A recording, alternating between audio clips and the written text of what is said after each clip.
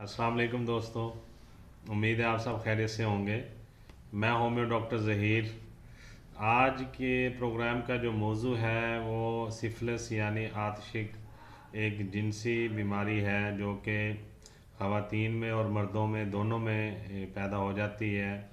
और इसका जो मकाम है वो आलाए तनासुल के करीब है, यानी मर्दों में ये उज़्व ख़ास के बिल्कुल सर के करीब इसका एक दाना सा बनता है जो कि दर्द नहीं करता, और फिर वो दाना आहिस्ता आहिस्ता बढ़ता रहता है।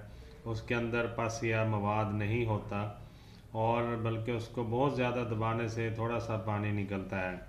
और फिर अगर इसकी मेडिकेशन ना की जाए, दवाई ना ली जाए, तो ये दाना बढ़ते बढ़ते बड़ा हो जाता है, सुरख रंग की फिंसी से बड़ा होके फिर ये काफ़ी बड़ा एक फोड़ा सा बन जाता है, और फिर ये फट जाता है। इसके फटने के बाद ये दाना जो है ज़ख़म में बदल जाता है, और मज़े की बात यह है कि ज़ख़म में भी दर्द नहीं होता, और जो ज़ख़म में ना पीप पड़ती है ना ही कोई मवाद निकलता है।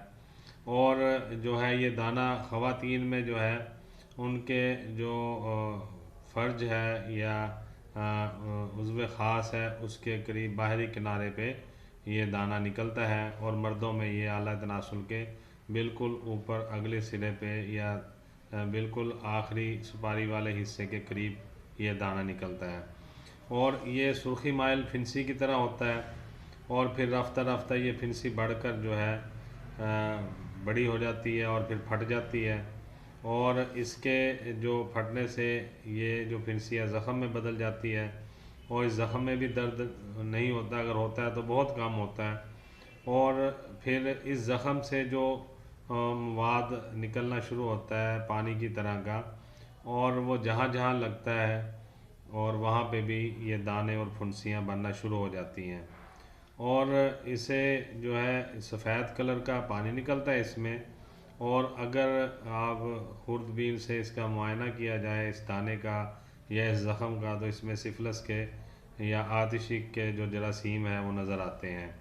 और जो है ये जब आप इसको इग्नोर करते हैं, बहुत ज़्यादा इस पर तवज्जो नहीं देते, ना मेडिसिन लेते हैं, क्योंकि अक्सर मरीज़ों में ये बात बहुत ज़्यादा देखने में आई है कि वो ये महसूस करते हैं कि ये आम सा दाना है और इसमें दर्द भी नहीं हो रहा, ना ही ख़ारिश हो रही है, ना ही सूजन है, बस एक छोटा सा दाना है, ये खुद ब खुद ही ठीक हो जाएगा, कोई मेडिसिन नहीं लेते।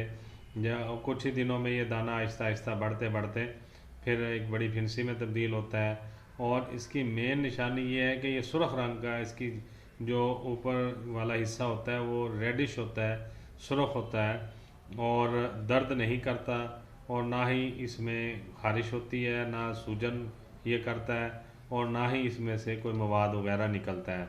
और फिर जब ये बड़ा हो के फिंसी बन जाता है और फिर फिंसी बन के ये फट जाता है, फिर इसका जो कपड़ों को लगता है, इसका पानी जो आहिस्ता आहिस्ता कम मिकदार में निकलता है, और वो कपड़े भी अगर कोई पहन ले तो उसे भी ये बीमारी हो जाती है। और अगर ये जो आतिशिक वाला है ये किसी से बोसो कनार कर ले तो उसे भी ये बीमारी हो सकती है। और इसी तरह ये जो है विरासत में भी बीमारी आती है, अगर वालिद को या वालदा को ये बीमारी रही है तो उनके बच्चों को भी हो सकती है।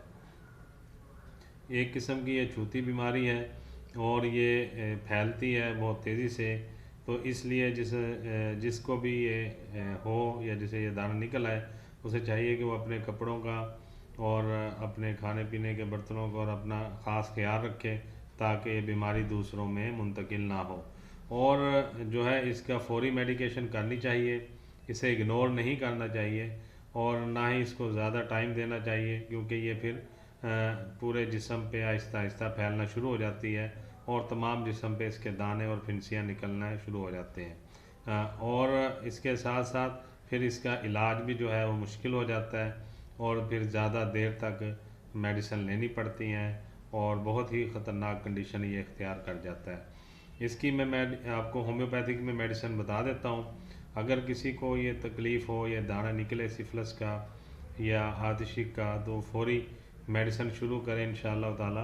चंद ही दिनों में ये दाना ठीक हो जाएगा, ख़त्म हो जाएगा, और आप इस बीमारी से ख़तरनाक मूजी मर्ज से महफूज रह सकेंगे।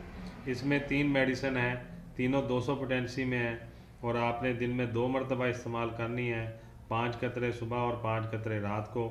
मैं बता देता हूँ, आप लिख लें। सबसे पहली मेडिसिन है सिफलिनम। सिफलिनम जो है ये 200 पोटेंसी में आपने लेनी है। दूसरी मेडिसिन है नाइट्रिक एसिड, ये भी 200 पोटेंसी में लेनी है। और तीसरी मेडिसिन है मर्कसाल, ये भी 200 पोटेंसी में लेनी है। अब इन तीनों मेडिसिन को, सिफलिनम को, नाइट्रिक एसिड को और मर्कसाल 200 पोटेंसी में जो आपने तीनों लिए हैं, इनको आपस में मिक्स कर लेना है और उसके बाद आपने इसके 5 कतरे सुबह, 5 कतरे शाम में लेने हैं। अगर काफ़ी दिन हो गए हैं इस दाने को बने हुए और वो दाना बड़ा होकर फिंसी या फोड़े की शक्ल इख्तियार कर गया है और वो फट के ज़ख़म बन चुका है, तो फिर आप इसके 10 कतरे सुबह, 10 दोपहर, 10 शाम में भी ले सकते हैं। अगर अभी दाना बनना शुरू हुआ है और कुछ दिन हुए हैं, उसकी वाइट रेड सी शेप नज़र आना शुरू हो गई है, तो आप इसको फ़ौरन 5 कतरे सुबह और 5 कतरे रात में लेंगे तो इंशाल्लाह चंद ही दिनों में ये ठीक हो जाएगा। और इसकी एहतियात ये है कि आप अपने जो कपड़े हैं वो अलहदा से धोएं, बाकी कपड़ों में मिक्स करके मत धोएं और गर्म पानी से कपड़े धोएं और उज़्वे तनासुल के ऊपर कोई कपड़ा या कोई पट्टी बांध के रखें ताकि जो इससे पानी या मवाद खारिज हो वो आपके कपड़ों को ना लगे और इसको ढाँप के रखें। अगर अंडरवियर का इस्तेमाल कर लें तो ज़्यादा बेहतर है। और आप अपने जो है जमा से, हम बिस्तरी से परहेज़ करें मुकम्मल, ताकि ये बीमारी आगे ट्रांसफ़र ना हो। ये ज़्यादातर जो है ये हैज़ वाली ख़वातीन के साथ जमा करने से या हम बिस्तरी करने से बीमारी होती है और या फिर जो है बाज़ारी ख़वातीन से ऐसा करने से ये बीमारी होती है। तो एहतियात ज़्यादा इसमें मुफीद है और बेहतर है और यही गुजारिशात आपसे करनी थी। उम्मीद है आपको आज का प्रोग्राम अच्छा लगा होगा। बहुत सारी दुआओं के साथ मैं होम्यो डॉक्टर ज़हीर आपसे इजाज़त चाहूँगा। अस्सलाम वालेकुम।